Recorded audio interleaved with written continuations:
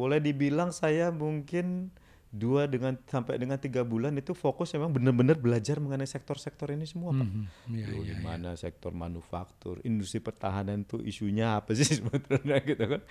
Sektor kesehatan ini isunya apa sih gitu. Dan Iya. ini harus dilakukan pada saat COVID.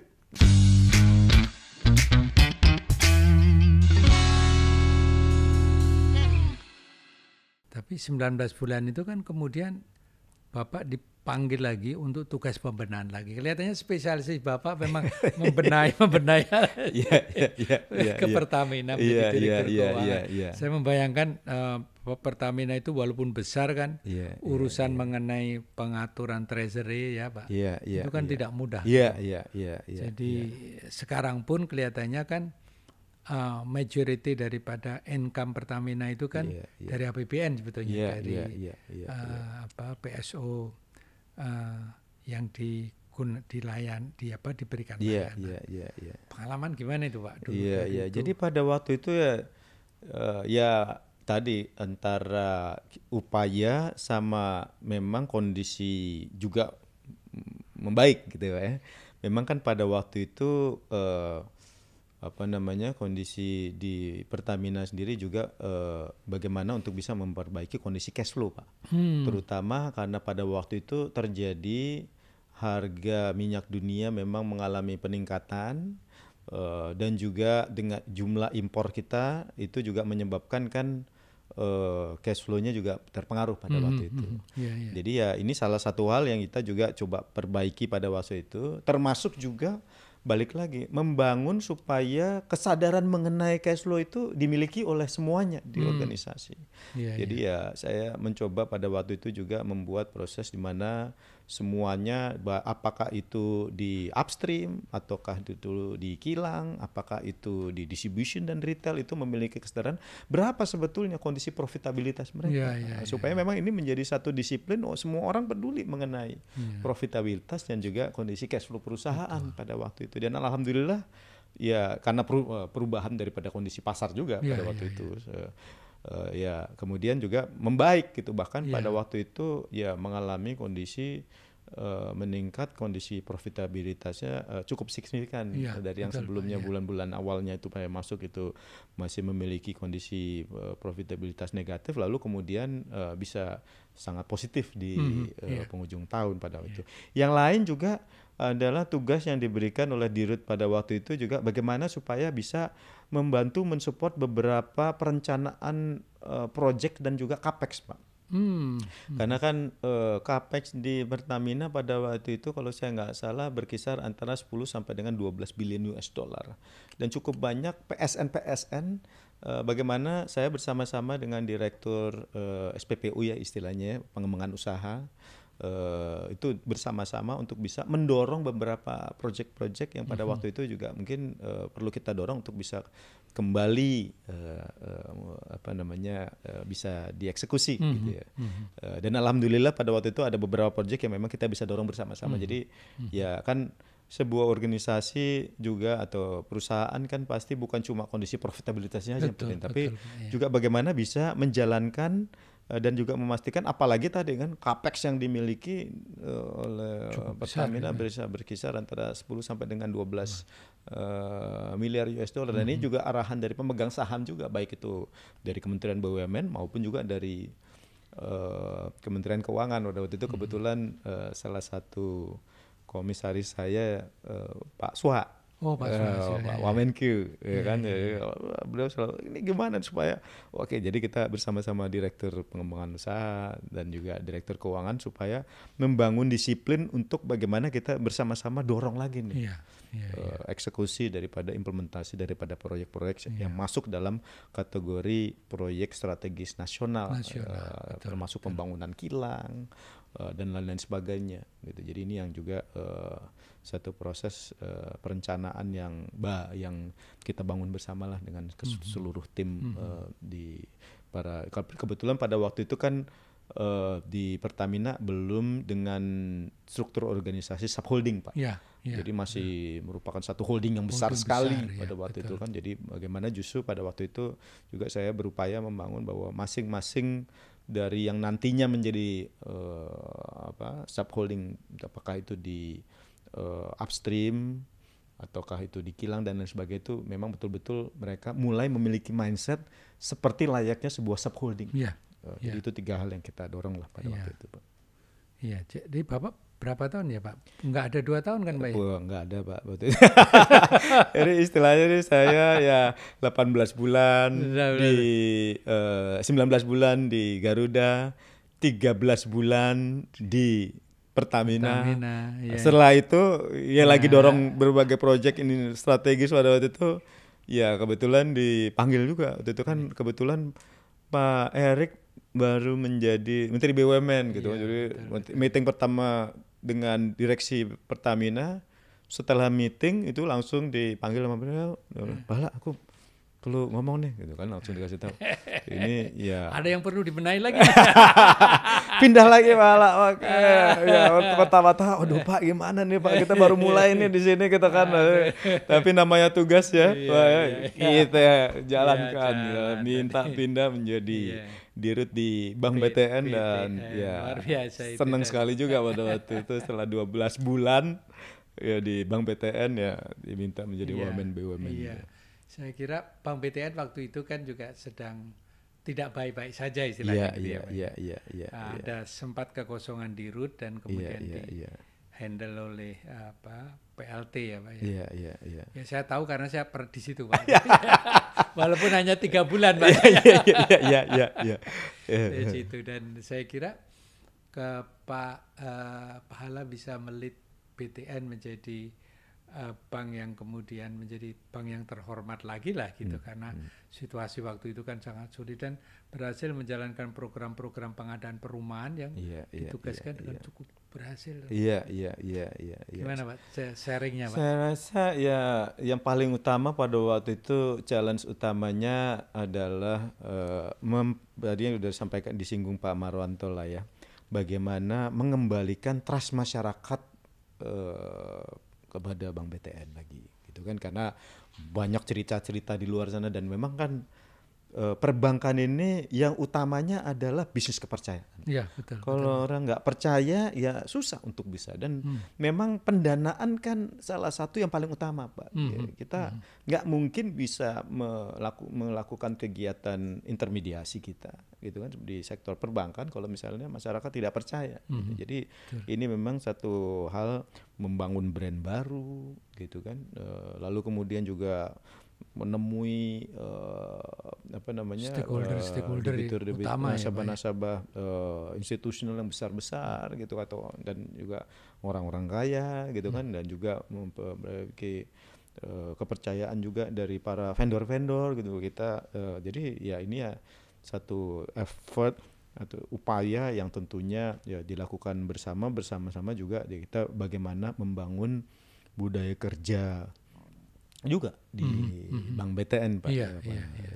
Untuk bisa tadi kan kembali lagi ya juga ya semuanya sama lah resepnya kan gitu kan, kadang-kadang gitu kan ya, membangun budaya berbasis kinerja, membangun budaya berbasiskan manajemen risiko supaya tim kita juga bisa memperbaiki customer service ya, memperbaiki model cabang juga harus diubah pada waktu itu jadi bisnis model bagaimana untuk bisa dan juga yang tantangan utamanya juga pada waktu itu karena tadi kan bagaimana untuk bisa menyalurkan pinjaman, khususnya karena tugas utamanya kan menyalurkan pinjaman ke sektor perumahan. Betul. Nah, kita lagi asik-asik juga pada waktu itu, ini baru ini COVID datang. Gitu kan. Jadi saya ke Bank BTN pada waktu itu kan bulan November kalau saya nggak salah gitu kan. Tiba-tiba bulan Maret COVID datang. Tapi justru ini in a way jadi blessing in disguise juga buat Bank BTN. Saya ingat sekali pada waktu itu diundang rapat oleh Bu Menteri Keuangan, dan salah satu yang kita minta untuk pada waktu itu adalah memberikan insentif tambahan untuk program FLPP maupun non FLPP. FLPP kan subsidi perumahan pada waktu itu. Dan alhamdulillah pada waktu itu ya Bu Menko dukung gitu kan untuk menambah anggaran untuk bisa memberikan penyaluran tambahan kalau saya nggak salah itu sekitar 100 ribuan lah program FLPP untuk rumah bersubsidi pada waktu itu. Jadi ya ada hikmahnya juga lah buat kita gitu. Karena memang pada waktu itu bagaimana mendorong itu, jadi ini yang juga kita lakukan sambil juga memperbaiki berbagai perangkat yang lain. Jadi ya selalu kan kebijakan, kemudian orang dan platform ya, Pak, atau bisnis proses, IT ini yang juga kita untuk bisa memperbaiki, termasuk juga mengintrodusir mobile banking yang baru dan lain sebagainya. Jadi ini yang upaya-upaya yang memang kita lakukan perbaikan. Iya, saya kira luar biasa dan hasilnya ada Pak. Sekarang artinya PTN kembali bersinar lah gitu untuk tugas-tugas tupoksi yang sangat utama itu. Nah, Pak Pala kemudian masuk Bapak baru. Ini Bapak kan tadinya di korporasi, di private sector, BUMN. Tiba-tiba Bapak ditunjuk menjadi regulator ini, menjadi wakil menteri BUMN. Tentu kan memang coverage dan tanggung jawabnya lebih besar Pak ya. Tetapi saya yakin juga tantangannya juga tidak kalah ringan, gitu, tidak kalah berat gitu. Karena berbagai isu yang berkaitan dengan tantangan masa itu gitu. Gimana Pak ini sharingnya untuk ini Pak ini? Ya beruntung juga bahwa meskipun dari dunia korporasi, tapi boleh dibilang kan BUMN ini hidup di dua alam, Pak. Alam korporasi di satu sisi gitu Pak, dengan tuntutannya untuk ya memang di dalam undang-undang BUMN juga kan, dan saya rasa juga di dalam undang-undang baru BUMN juga adalah bahwa salah satu perannya tentunya untuk bisa menghasilkan laba. Gitu kan. Tapi di sisi lain juga ada peran-peran tertentu. Jadi ya karena kita udah hidup di BUMN yang dua alam ya, waktu pindah dari BTN menjadi Wamen BUMN ya itu satu hal yang udah kita pelajarin sebelumnya lah gitu, alam itu. Tapi ya memang yang buat saya kaget waktu saya itu pindah itu adalah bahwa saya diminta oleh Pak Erik pada waktu itu untuk mengelola BUMN di 6 klaster. Jadi mulai dari klaster energi, ada Pertamina, ada PLN gitu kan. Pertamina aja juga punya size yang luar biasa kan, total salesnya itu 2.600 triliun pada waktu itu gitu kan. PLN juga sama gitu kan, size-nya juga gajah juga gitu kan, 500 triliun gitu kan. Tapi ya ada klaster-klaster yang lain juga seperti misalnya klaster pertambangan, MindID, kemudian ada klaster kesehatan, dan Indonesia juga pada waktu itu kan juga, dan dunia juga pada waktu itu mengalami kondisi pandemi juga, sehingga klaster kesehatan ini memang betul-betul menjadi satu perhatian yang luar biasa pada waktu itu kan. Dan juga tantangannya juga kan, hampir semuanya itu mengalami kondisi profitabilitas yang menurun, bahkan kalau saya nggak salah ya profitabilitas pada itu turun sekitar 90-an% lah, gitu kan ya, namanya COVID ya, nggak ada aktivitas dan lain sebagainya.